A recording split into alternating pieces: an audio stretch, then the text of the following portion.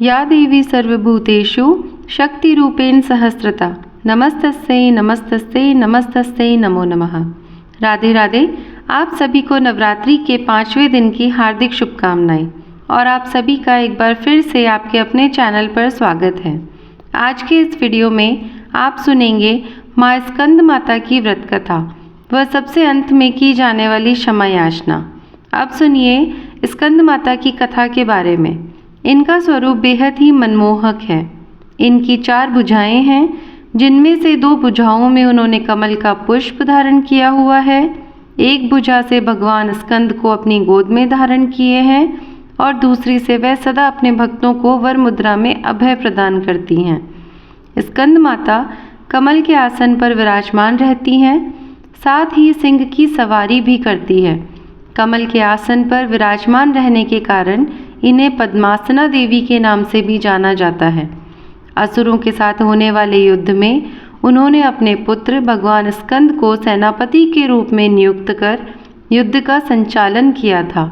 इस कारण से देवी अपने भक्तों की सदा शत्रुओं से रक्षा करती है और जैसी जिसकी मनोकामना हो उसे भी पूर्ण करती है। पौराणिक कथा के अनुसार बहुत समय पहले जब भगवान शिव का विवाह देवी सती से हुआ था, हालांकि जब सती ने अपने पिता द्वारा आयोजित महायज्ञ में खुद को योग अग्नि में भस्म कर दिया था, तब भगवान शिव अत्यधिक क्रोधित हो गए थे और सब कुछ त्याग कर देवी सती के वियोग में गहन तपस्या में चले गए थे। उसी समय तारकासुर नामक राक्षस ने देवताओं पर आक्रमण करके उन्हें परेशान करना, उन्हें सताना आरंभ कर दिया था। यह बड़ी चिंता का कारण था, क्योंकि भगवान शिव के वरदान से तारकासुर को केवल भगवान शिव के पुत्र ही मार सकते थे और यह बात तभी संभव थी जब भगवान शिव का विवाह हो जाए। तो उधर सभी देवताओं के अनुरोध पर देवर्षि नारद ने माँ पार्वती से भेंट की।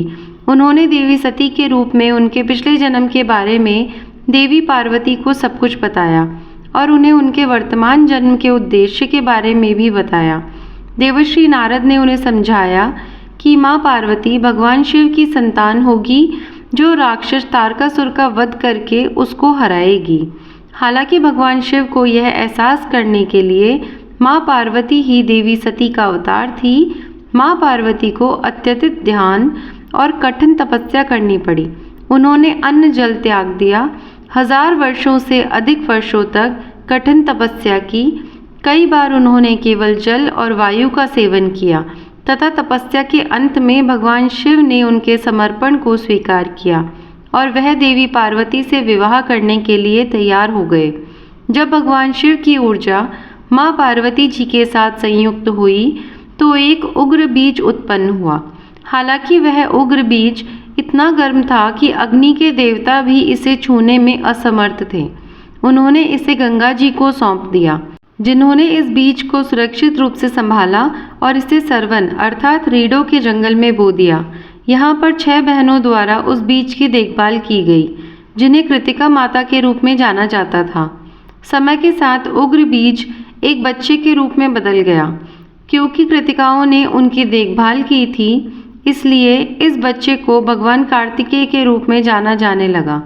जल्द ही भगवान कार्तिकेय को देवताओं की सेना का सेनापति बनाया गया और उन्हें तारकासुर को हराने के लिए विशेष अस्त्र शस्त्र प्रदान किए गए।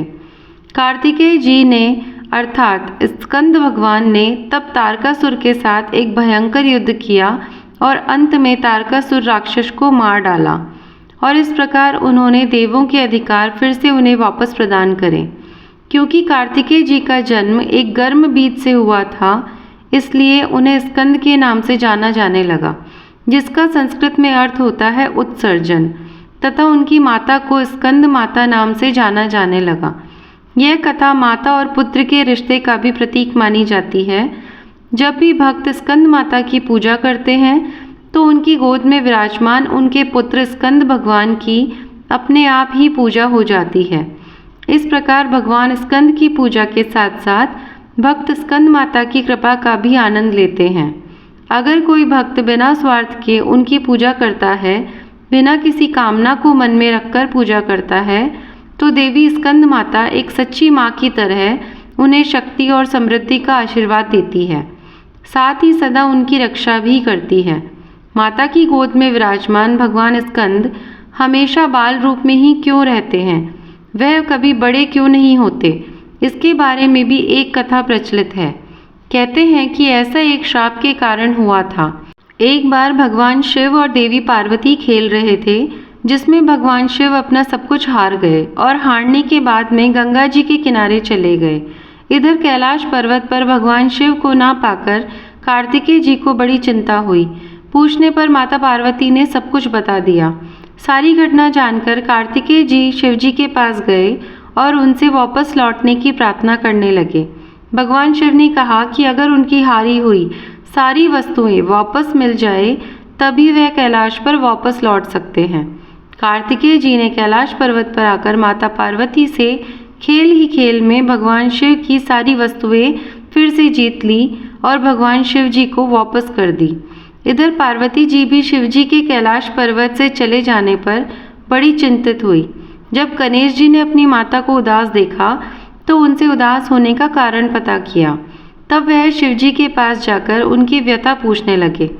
इधर शिव जी पुनः पार्वती जी से खेल की इच्छा व्यक्त करने लगे और इस बार खेल में शिव जी जीत गए।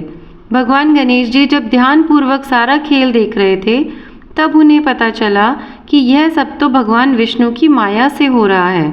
यह रहस्य उन्होंने देवी पार्वती को बता दिया। इधर पार्वती जी ने क्रोध में जाकर भगवान शिव को श्राप दे दिया और कार्तिकेय जी को भी सदैव बाल रूप में ही रहने का श्राप दे डाला।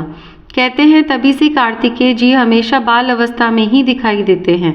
हालांकि इस खेल में हार जाने पर भगवान शिव को देवी पार्वती जी ने जो श्राप दिया था उसके अनुसार गंगा जी की धारा का बोझ सदा भगवान शिव के मस्तक पर बना रहेगा। साथ ही साथ देवी पार्वती ने देवश्री नारद को भी श्राप दिया कि वह कभी भी एक स्थान पर टिक नहीं सकेंगे और उन्होंने भगवान विष्णु को भी श्राप दिया कि रावण तुम्हारा शत्रु होगा और रावण का विनाश विष्णु जी के हाथों ही होगा। इस प्रकार से देवी पार्वती जी के द्वारा दिए गए श्राप सभी को भुगतने पड़े। यह थी स्कंद माता की कथा। हर दिन की तरह पूजा और आरती करने के बाद सबसे अंत में इस प्रकार मन से क्षमा याचना करनी चाहिए। हे परमेश्वरी, मेरे द्वारा रात दिन सहस्त्र अपराध होते रहते हैं। अपनी भक्त समझकर मेरे उन अपराधों को आप कृपा पूर्वक क्षमा करो। हे परमेश्वरी, मैं आह्वान करना नहीं जानती, विसर्जन करना नहीं जानती तथा पूजा करने का ढंग भी नहीं जानती। मुझे क्षमा करो।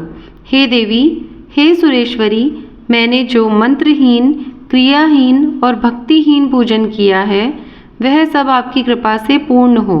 सैकड़ों अपराध करके भी जो भक्त आपकी शरण में जय जगदम्बे कहकर पुकारता है उसे वह गति प्राप्त होती है जो ब्रह्मादि देवताओं के लिए भी सुलभ नहीं है।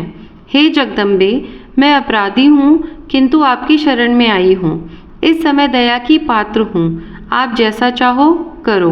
देवी परमेश्वरी, अज्ञान से, भूल से अथवा बुद्धि भ्रांत होने के कारण मैंने जो कुछ भी कम या अधिक कह दिया हो वह सब क्षमा करो और प्रसन्न हो।